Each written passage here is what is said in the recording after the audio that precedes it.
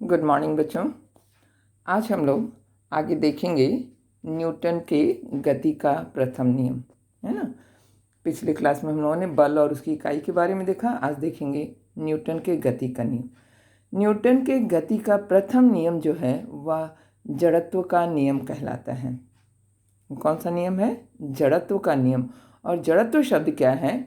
जब कोई वस्तु स्थिर अवस्था में है या गतिशील अवस्था में है तो वह तब तक स्थिर रहेगी या तब तक गतिशील रहेगी जब तक कि उस पर कोई बल नहीं लगाया जाए, है ना।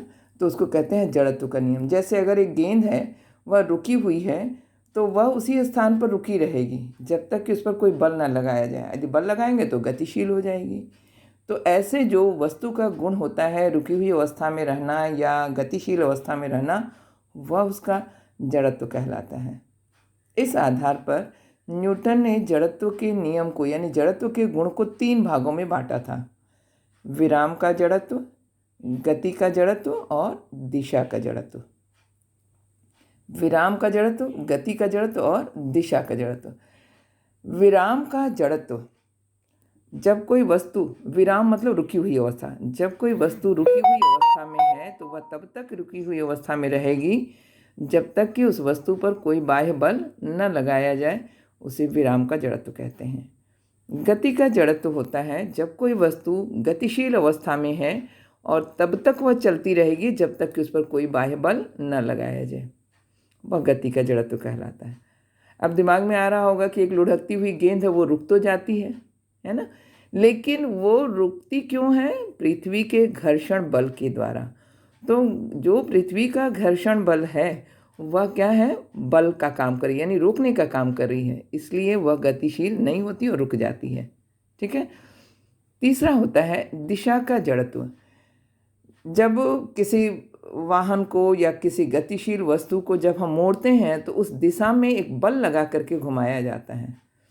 तुम लोग देखती होगी कि जब किसी गाड़ी में आप बैठी रहती हैं तो वो गाड़ी अगर अचानक कहीं मोड़ पर टर्न लेती है तो हमारा शरीर भी उसी दिशा की ओर झुक जाता है। इसको कहते हैं दिशा का जड़त्व।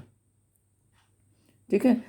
इसका एक सिंपल सा एग्जाम्पल है कि यदि रुकी हुई, विराम के जड़त्व का, कि रुकी हुई गाड़ी है, उसके अचानक चलने पर पीछे की ओर हम झुक जाते हैं। रुकी हुई गाड़ी के अचानक चलने पर पीछे की ओर झुक जाते हैं। सपोज करो कि ये आपका शरीर है और यहाँ ये आपका शरीर का ऊपरी भाग है, यह निचला हिस्सा है। ठीक है। गाड़ी रुकी हुई अवस्था में है।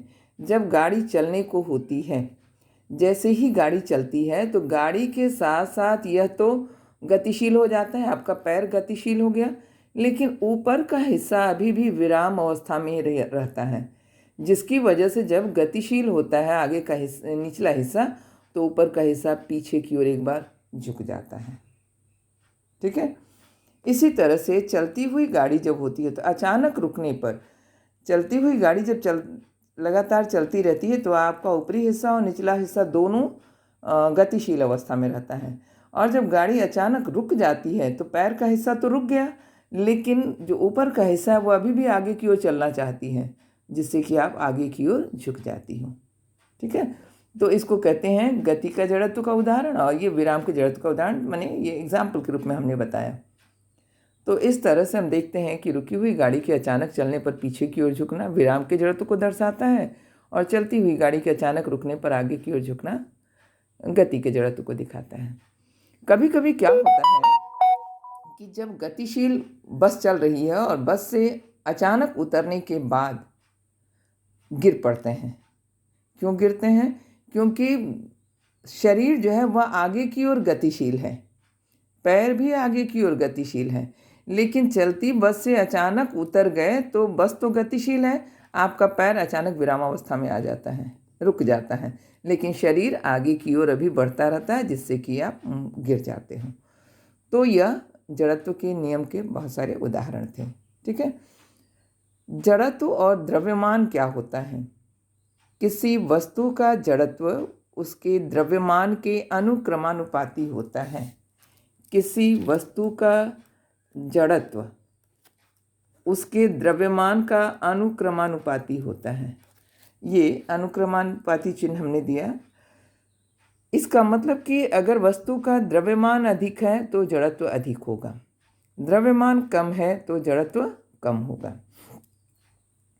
जैसे कि अगर एक वस्तु है जिसका द्रव्यमान सपोज करो कि m है, द्रव्यमान को m से दर्शाते हैं, और दूसरी वस्तु जो है उसकी 10 गुना है, तो किस पर अधिक बल लगाना होगा?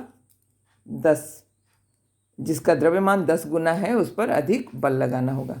आप 2 ईंटा उठाती हो और 1 ईंटा उठाती हो। ईंट अगर उठाने की बात करें तो 1 ईंट उठाने में जो बल लगता है, 2 ईंट उठाने में अधिक बल की आवश्यकता होगी ना।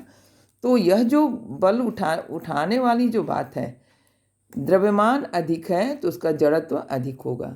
किसी भी वस्तु का जड़त्व उसका वह प्राकृतिक गुण है जो उसकी विराम या गति की अवस्था में परिवर्तन का विरोध करता है।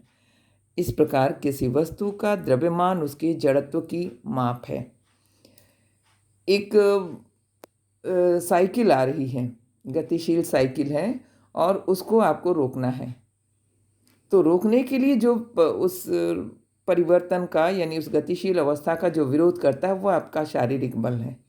तो साइकिल को आपने रोक लिया, ठीक है, यानी शारीरिक बल जो है उस गति की अवस्था को विराम अवस्था में परिवर्तित करने का विरोध करती है। ठीक उसी समय एक स्कूटी आ रही है और आप उसको रोकने की कोशिश करती हो, तो क्या होता है? अधिक बल लगाना पड़ता है, क्योंकि साइकिल की तुलना में स्कूटी का द्रव्यमान अधिक है। तो अधिक द्रव्यमान के लिए अधिक उसका विरोध, परिवर्तन का विरोध करने के लिए, परिवर्तन का मतलब उसको या तो गतिशील वस्तु है या विराम की वस्तु है, उसको विराम की वस्तु है तो उसको गतिशील अवस्था में ले आएंगे, और गतिशील वस्तु है तो उसको विराम की अवस्था में ले आएंगे। तो उसके लिए जो विरोध कर रहा है वह है बल, और वह बल अधिक लगाना पड़ता है। यानी अधिक द्रव्यमान की वस्तु पर अधिक बल लगाना पड़ता है और कम द्रव्यमान की वस्तु पर कम बल लगाना पड़ता है उसकी स्थिति में परिवर्तन के लिए, ठीक है। तो जड़त्व क्या है? एक प्रकार की स्थिति है, वह प्राकृतिक गुण है, वह उसकी स्थिति है, उसकी अवस्था है जिसमें कि उसके द्रव्यमान, उसका द्रव्यमान निर्भर करता है। तो इस तरह से जड़त्व और द्रव्यमान एक दूसरे के साथ व्युत्क्रमानुपाती संबंध रखते हैं। जितना अधिक द्रव्यमान होगा उसका जड़त्व उतना ही अधिक होगा, ठीक है। तो ये न्यूटन का पहला नियम था। अगले क्लास में हम लोग देखेंगे न्यूटन का दूसरा नियम क्या है, लेकिन पहले नियम को आप अच्छी तरह से पढ़ जाओगे, ठीक है। एक साथ हम सारे क्वेश्चन देंगे।